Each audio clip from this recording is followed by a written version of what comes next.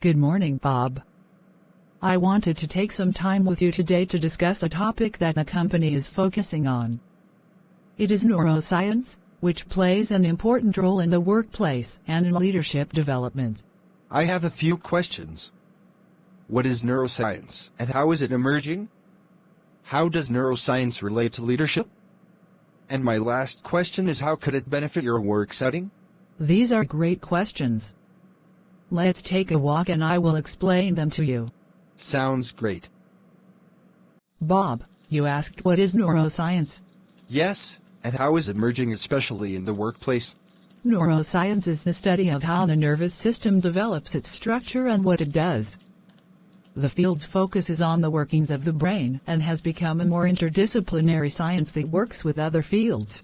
It is emerging in the workplace as a form of leadership called neuroleadership, which focuses on leadership development, management training, change management education, consulting and coaching.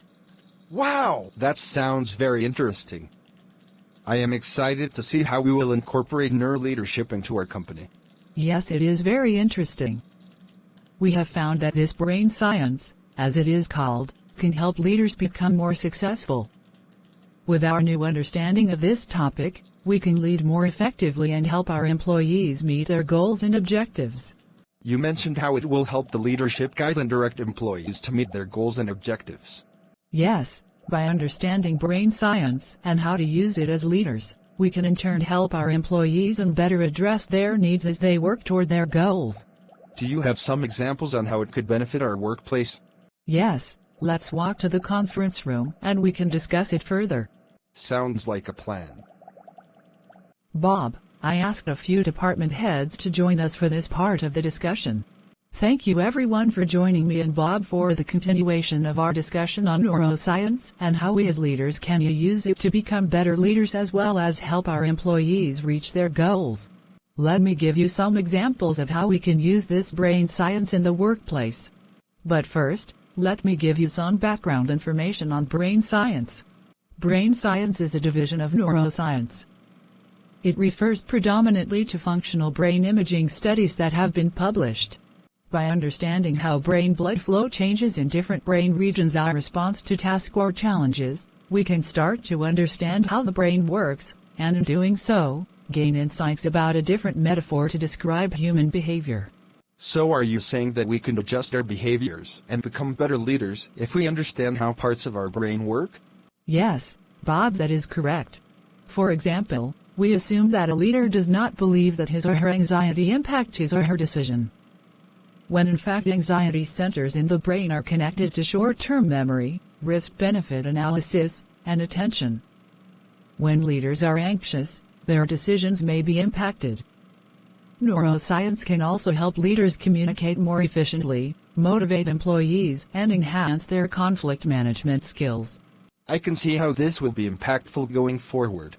Yes, it will be impactful and very useful for our organization.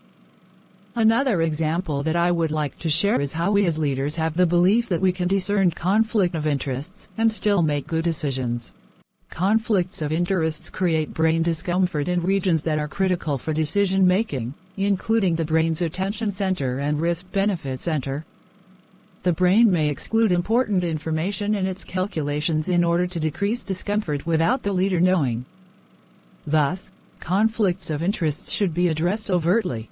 When there is conflict of interest, one issue may cloud another because these internal conflicts may generate too much anxiety for leaders. So essentially understanding neuroscience or brain science explains how leaders may not be willing to face the fact that their conflicts of interest are affecting their decision making? Yes, that is correct.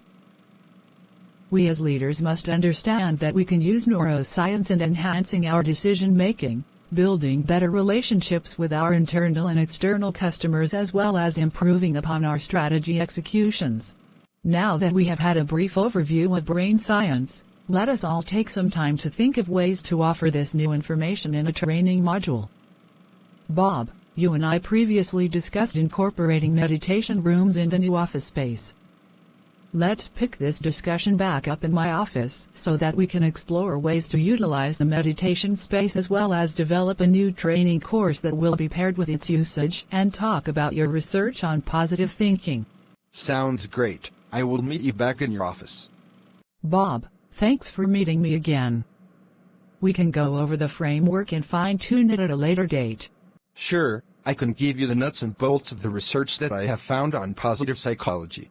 I have been researching positive psychology and have found some benefits that we can implement in our organization. Positive psychology focuses on the positive aspects of thinking and feeling that allows people and businesses to grow. It requires us to be solution-focused rather than problem-focused. To lead effectively, leaders need to have sufficient access to their own emotions without disrupting their attention to things at hand.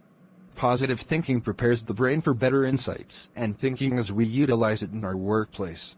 Well, I like what you have researched so far. We can use your research as a foundation for training. The new meditation space can feature some key highlights about positive thinking as we learn more. Bob, you will run point on the project. That sounds great. I look forward to contributing to the team. Bob, thanks for helping out. Not a problem. Have a great day.